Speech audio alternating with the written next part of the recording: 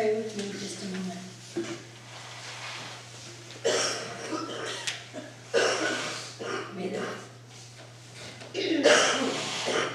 May the thoughts of our minds and the words of our mouth be acceptable in your sight, O Lord. Amen. It's about decisions. Anybody remember Ipana toothpaste with the beaver? Well, back then, maybe it's just because that's how young I was, I only thought there were 2 toothpastes in the world. Colgate, the white kind, and Ipana.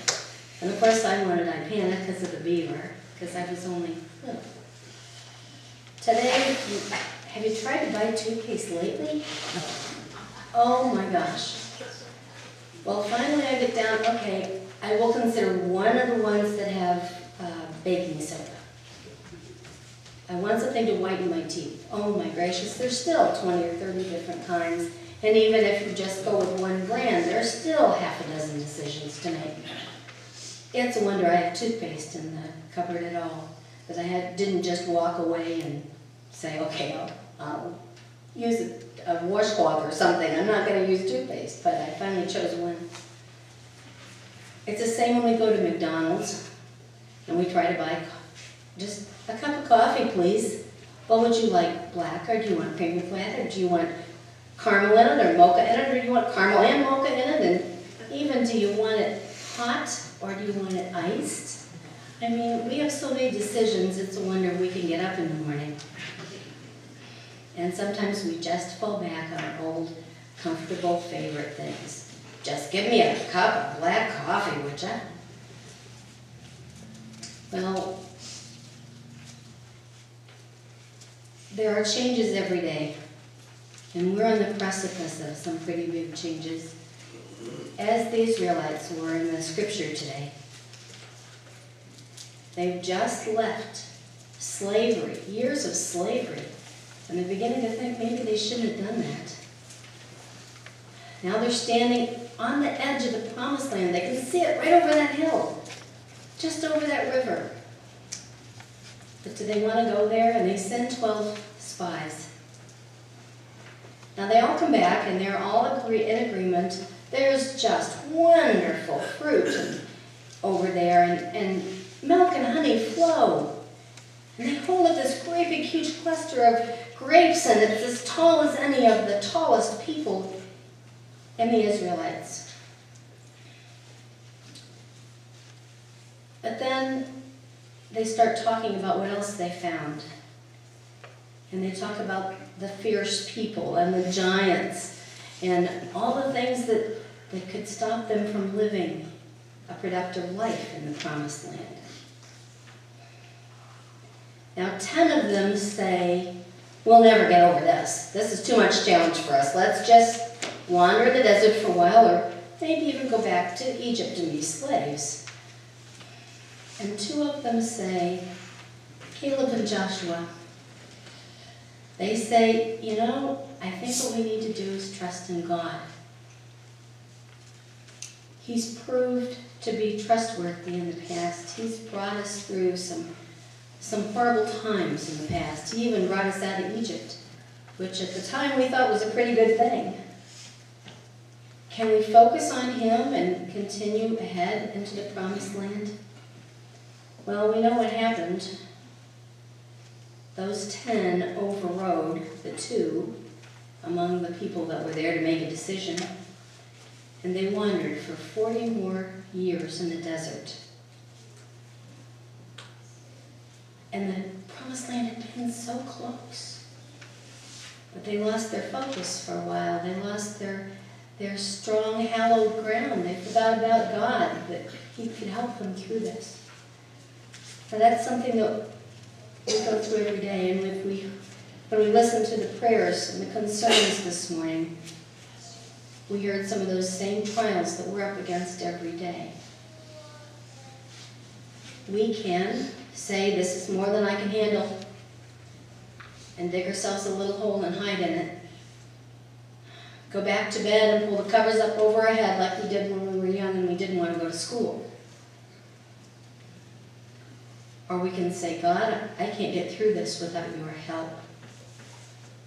And we can call on him and we can focus on him.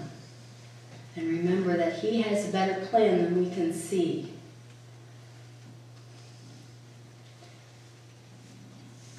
Now I was going to try to be, what's the phrase that we've been hearing in leadership circles lately. Well, it means that you talk and you present both sides, but you don't try to weigh one side against the other, but I can't do that. I have to say, we need to focus on God. I don't know where we're going, and most of us are pretty worried about that, and I am worried about that too. But it depends on us and our attitudes, and if we can remember that God's not going to lead us in a place where we're not safe. We might be uncomfortable for a while, but he's going to lead us to some place where that's better than where we are, and we might go through some trials getting there. Those 40 years in the desert could not have been easy. If you've ever seen pictures of that desert, it doesn't look like there's a twig out there growing. It's just sand and sand and sand and blowing sand. And occasionally you see a small herd of goats or sheep, and you wonder, why are they even out here? How can they be out here? Somebody are trucks bringing in hay for them at night on the backside of the hills? But no, they find something to eat out there in the desert.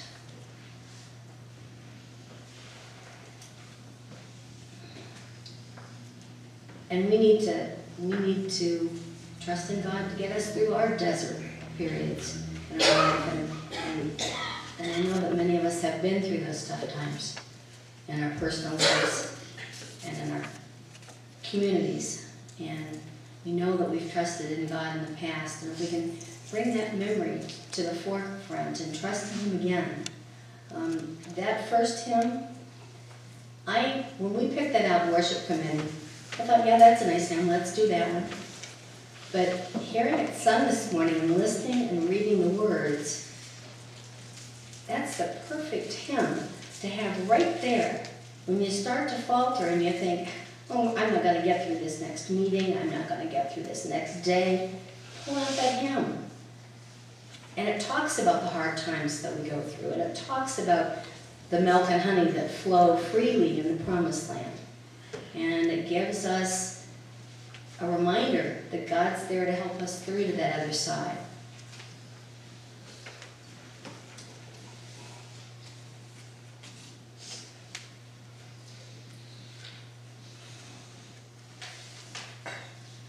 There's two kinds of reality. There's the perceived reality. That's the kind the 10 spies had. That from fear of the unknown and what might happen, they wanted to stay doing just what they were doing. They were searching too, not just for a place of safety, but for a reason why they were there, a reason why they existed. And then there's envisioned reality. And that's the kind Caleb and Joshua had. When they said, let's focus on God. Let's go towards the promised land. Let's be disciples. We are disciples of Christ. Let's be disciples of Christ. And go out there and work for him. There's not any fear in that. Well, I'm not sure that they weren't fearful at times. But they kept their focus on the one true God, and that faith brought them through. They all stayed together, though, for that 40 years, and they stayed together when they finally crossed to the other side. They stayed together. There were factions, and there were people saying, well, if we'd only gone through to the promised land when we had a chance, instead of this wandering. I'm getting tired of this wandering. I'm sure there was grumbling. And I'm sure there was grumbling by those people that said, why would we just stay in Egypt? At least we knew what was going to happen tomorrow. But they stayed together. And eventually got the focus back on where it needed to be, on God. And God led them into the promised land, and we need to remember that God hasn't failed us in the past, and He'll be there with us in the future. And I thank you.